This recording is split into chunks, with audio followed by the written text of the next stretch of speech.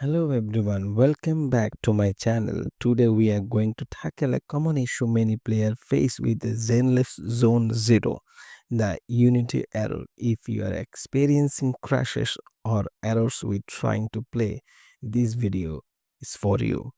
The Unity errors of the Zenless Zone Zero can occur due to outdated graphics drivers, missing visual C++ files, or issues with the game installations. Let's go through some steps to resolve this problem. First, ensure your graphics driver are up to date.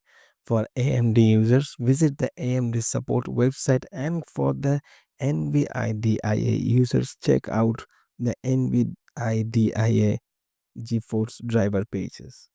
Updating your driver can often resolve compatibility issues.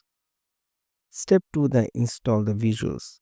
Next, make sure you have the latest Visual C++ redistributables installed. You can find this on the Microsoft website. These files are crucial for running many games smoothly. If you are using the Epic Games Launcher, you can verify the integrated for of the game's files. This process check for any corrupted files. This might be the causing the errors.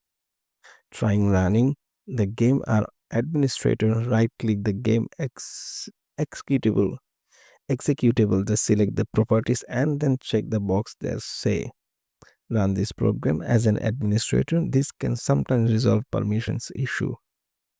If above the steps don't work, you can try forcing game to run with the DirectX 12. Create a shortcut of the game, right click it and the target field, add force the D3 D1 to the at this end. This can help stabilize the game.